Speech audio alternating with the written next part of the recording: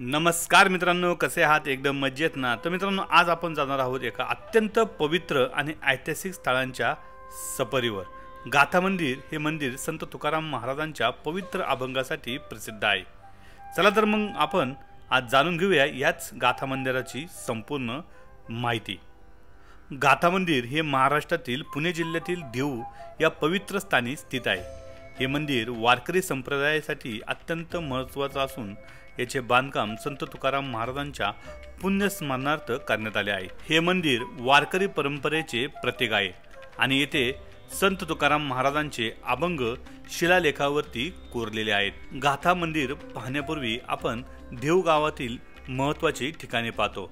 त्यामध्ये देऊळवाडा, संत तुकाराम महाराजांचे जन्मस्थान, तसेच देऊळवाड्यामध्ये असलेलं श्री हरेश्वर मंदिर आपण याचे दर्शन घेतो। त्यानंतर त्याच्या बाजूलाच असलेलं शिळा मंदिर आणि तसेच श्री नारायण महाराज यांचं दर्शन घेऊन आपण पोहोचतो ते वैकुंठ गमन स्थानावरती। हे सर्व तीर्थक्षेत्रांचे दर्शन घेतल्यानंतर आता आपण चाललो आहोत ते गाथा मंदिर पाहण्यासाठी।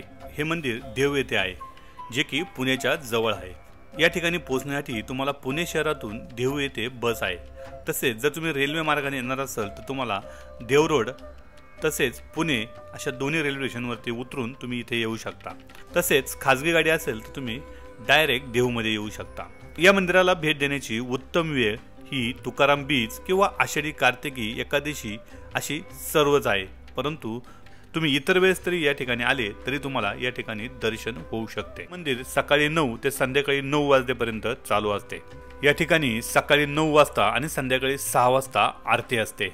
तर मित्रांनो, आता आपण आलो आहोत संत जगद्गुरू तुकाराम महाराज यांच्या अभंगाचं मंदिर असेल, ज्या ठिकाणी 4500हून अधिक अभंग या संगमनेरी दगडामध्ये कोरलेले आहेत ते मंदिर पाहण्यासाठी। चला तर आपण हे गाथा मंदिर पाहूया।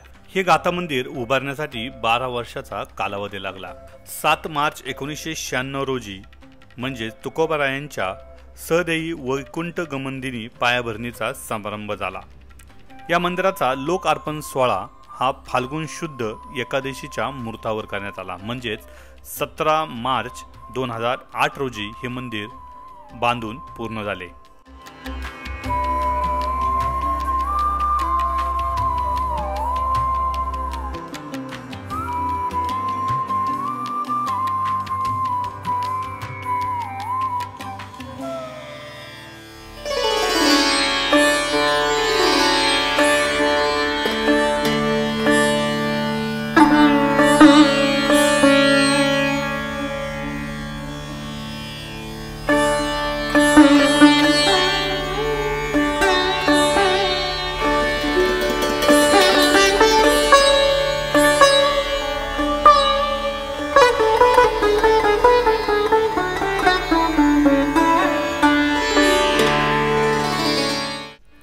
या गाथा मंदिराचे वैशिष्ट्य म्हणजे त्याची भव्य वास्तुशिल्पकला। येथे मोठ्या दगडावर संत तुकाराम महाराजांचे अभंग कोरले गेलेले आहेत, जे भाविकांसाठी भक्तिभावाचे केंद्र ठरतात। मंदिर परिसरामध्ये विस्तीर्ण आणि सुंदर बाग आहे, जेथे भक्तजन शांततेने ध्यान करू शकतात। गाथा मंदिर हे वारकरी संप्रदायासाठी अत्यंत पवित्र स्थान आहे। येथे संत तुकाराम महाराजांच्या अमर अभंगाचे दर्शन घेता येते। मंदिर परिसर आणि मंदिरात अत्यंत शांतता आणि भक्तिमय वातावरणामुळे हे जागृत स्थळ मानले जाते। येथे दरवर्षी तुकाराम बीज सोहळा मोठ्या उत्साहाने साजरा केला जातो। गाथा मंदिर हे केवळ एक पर्यटन स्थळ नसून ते भक्ती आणि आध्यात्मिकतेचा एक अनमोल ठेवा आहे। संत तुकाराम महाराजांच्या अभंगामध्ये आपल्याला जीवनाचे खरे तत्वज्ञान आढळते। त्यामुळे तुम्ही पुण्याला आले आणि देहूमध्ये असाल तर गाथा मंदिराला नक्की भेट द्या आणि या पवित्र ठिकाणाचा आनंद घ्यायला विसरू नका। असं म्हटलं जातं की श्री संत जगद्गुरू तुकाराम महाराजांनी लिहिलेल्या अभंगाच्या वह्या ह्या धर्म मार्तंडांनी नदीमध्ये बुडवायला सांगितल्या। त्या वह्या पुन्हा वरती येऊ नये म्हणून त्यांना पाण्यात बुडवताना त्याला दगडी बांधण्यात आल्या।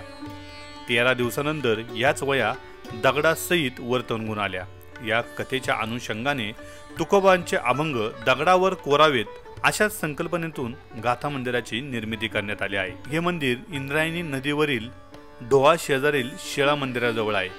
अत्यंत भव्य असे हे मंदिर दुरूनच नजरेमध्ये भरते। तसेच पंचक्रोशीतील कुठल्याही गावामधनं हे मंदिर आपल्या दृष्टीस पडते।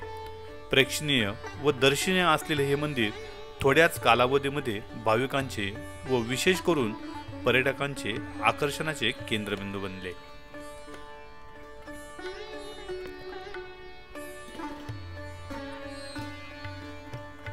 या मंदिराची रचना पाहत असताना या मंदिरामध्ये असलेला सभामंडप व त्यापुढे असलेला गाभारा अशी आहे। गाभाऱ्याच्या मध्यभागी तुकोबारायांची भव्य बैठी मूर्ती आहे।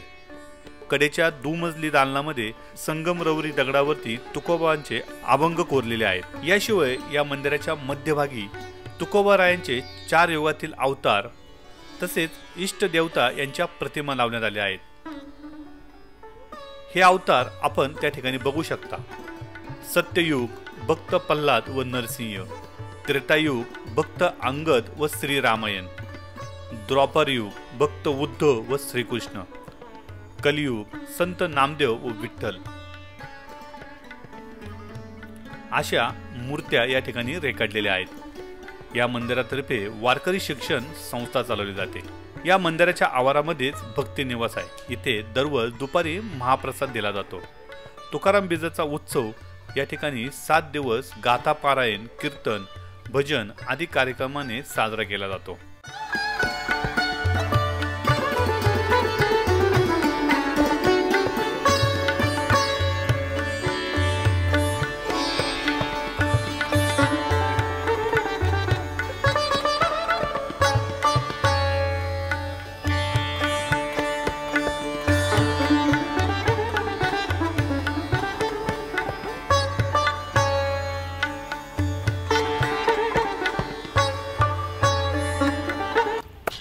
तर आपण गाथा मंदिर पाहून झालं आहे आपलं।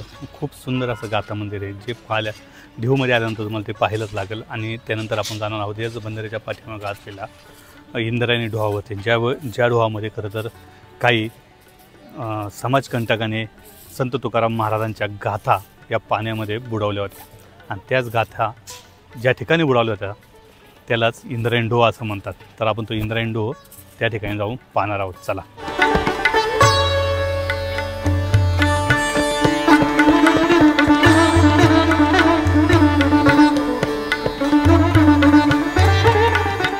इंद्रायणी डोहावरती आल्यानंतर तुम्हाला प्रशस्त असा इंद्रायणी घाट पाहायला भेटतो। याच ठिकाणी तुम्हाला शंकर महादेवाची पिंड पाहायला भेटते। याचं दर्शन करून आपण या ठिकाणी असलेल्या मुख्य मंदिरामध्ये जातो, ज्या ठिकाणी तुम्हाला ज्या शिळेवरती संत तुकाराम महाराज बसले होते ती शिळा तुम्हाला या ठिकाणी पाहायला भेटते। याचं दर्शन करून तुम्ही त्याच मंदिरामध्ये असलेल्या राधाकृष्णाचं दर्शन घेऊ शकता।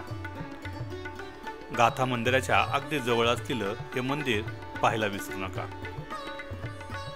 तर मित्रांनो, कसा वाटला तुम्हाला हा गाथा मंदिराचा हा व्हिडिओ जर आवडला असेल तर नक्कीच आपल्या दत्ता माळजकर व्लॉगला सबस्क्राईब करायला विसरू नका। तुम्हाला जर या मंदिराबद्दल अधिक माहिती असेल तर नक्कीच कमेंट बॉक्समध्ये टाकायला विसरू नका। तर मित्रांनो, भेटूया पुन्हा एकदा अशाच एका नवीन व्हिडिओमध्ये एका नवीन जागेवरती। तोपर्यंत बाय बाय।